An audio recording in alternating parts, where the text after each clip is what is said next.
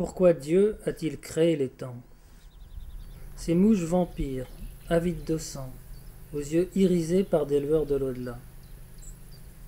Yeux vides, souvent ornés d'étranges bandes pourprées.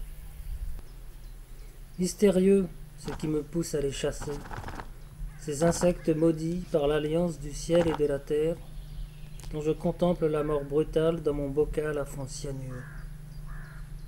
Quelles sont les fleurs appropriées pour trouver les temps? Alors les temps aiment beaucoup les ombellifères. Ces fleurs qui ressemblent un petit peu à des assiettes blanches, à fleurs blanches. Là on voit qu'il y a beaucoup d'insectes.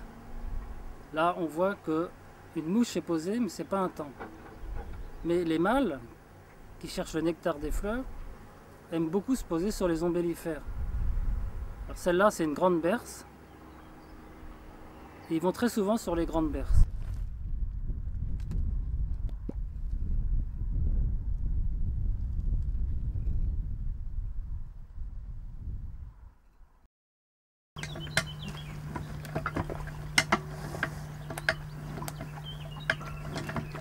Tandis que les mâles butinent les fleurs, les femelles attaquent les gros mammifères avec une préférence marquée pour les chevaux et pour les vaches.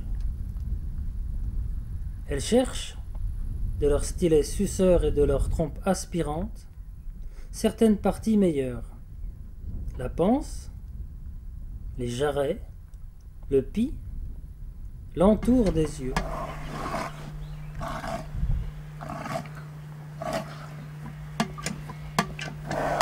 Et lorsqu'un temps aperçoit une voiture surchauffée à la température du sang, il se frotte les pattes, croyant que c'est une vache.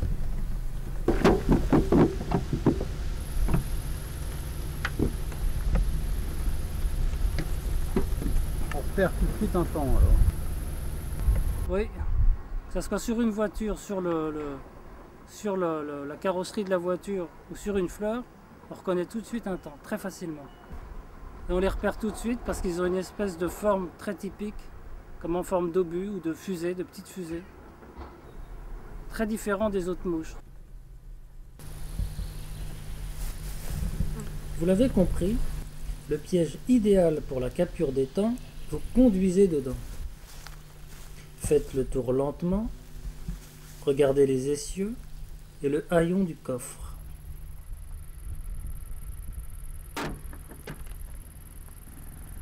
Quelles sont les conditions pour trouver des temps justement, les conditions météorologiques? Pour qu'il y ait des temps, il faut que le temps soit relativement chaud. Le mieux, il faut que le temps soit lourd et surtout qu'il n'y ait pas de vent. Aujourd'hui, il y a un tout petit peu trop de vent, ce qui empêche qu'il y en ait beaucoup. Donc le vent les fait fuir. Le vent, au-dessus de 15 ou 20 km/h, les fait fuir. Après 20 km/h de vent, il n'y en a pas. Même s'il fait beau, et même si le temps est lourd, il y en a très très peu ou pas du tout. Donc c'est pour ça aussi qu'on en trouve plus facilement dans le sud de l'Europe. D'accord.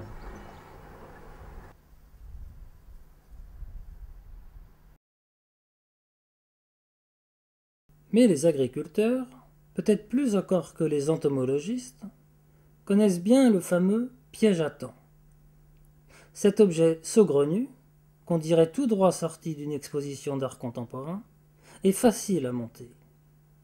Les temps, rendus naïfs par leur attrait démesuré du sang, confondent un gros ballon avec la croupe d'un bovin ou d'un équidé. Ce ballon, gonflé à bloc sous son cône de toile blanche, est du plus profond noir afin que les rayons du soleil le chauffent intensément. Les temps, leurrés, se posent sur sa surface pour le perforer. La déception les fait lentement monter vers le plus haut point de chaleur, la bouteille de plastique renversée, dans laquelle ils se trouvent prisonniers.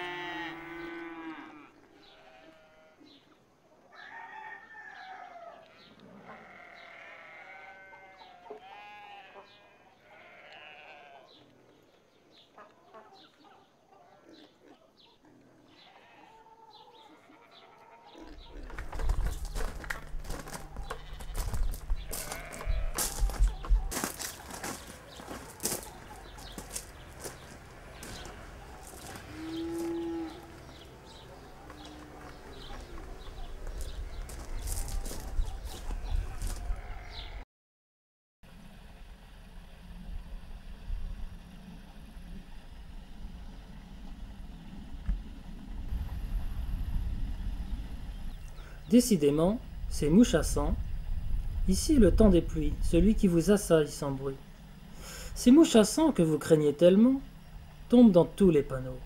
Voitures surchauffées, pièges grossiers ou toiles d'araignée. Alors, je prends le bocal. Attention, on ouvre. Il faut faire attention parce que c'est du cyanure dans le fond. Je verse les bestioles. On a quoi, 5 4, 5. Je referme vite le pot. Et maintenant, je vais les épingler. Donc, avec des petites épingles spéciales qui sont là, très très fines. Et là, avec une pince, on va étaler de l'autre côté le temps, prendre un par un, avec une pince à épiler pour la maintenir, et le pic au centre du thorax à peu près. C'est pas toujours évident. Voilà, et après je vais faire monter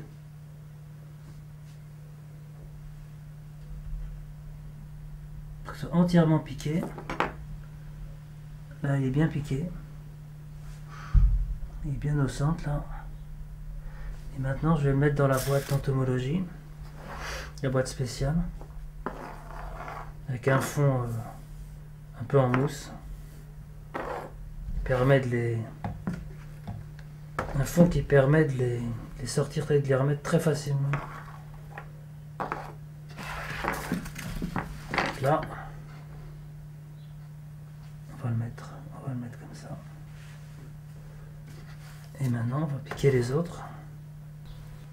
Je commence les ailes avec la pince à épiler. Là.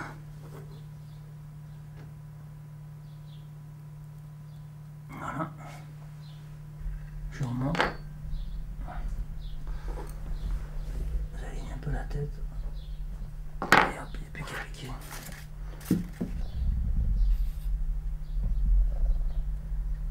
Voilà.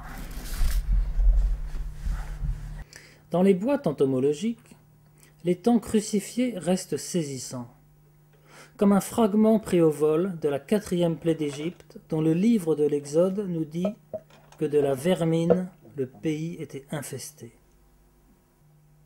Ici, des temps au corps plus coloré, tirant sur l'oranger, tels les Ibomitra distinguenda et Mufeldi.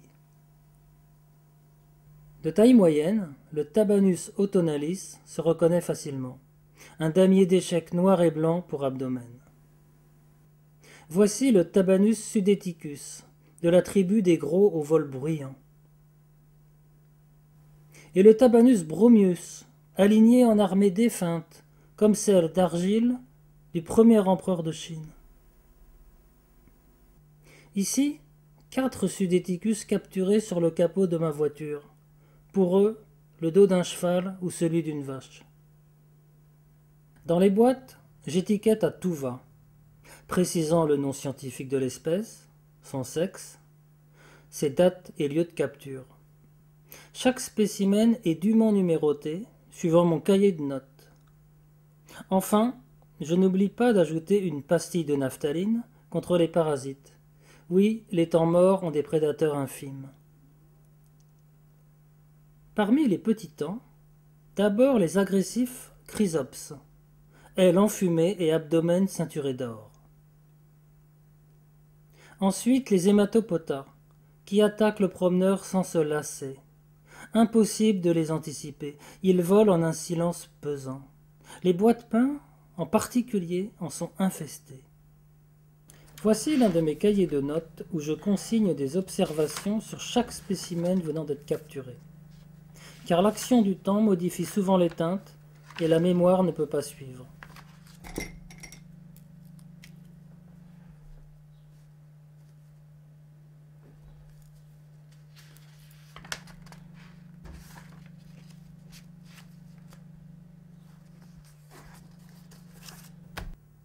Vision fugitive sur quelques-unes de mes illustrations qui figurent dans l'ouvrage de Patrick Remaud, Les mouches à sang, Atlas des Tabanides de France.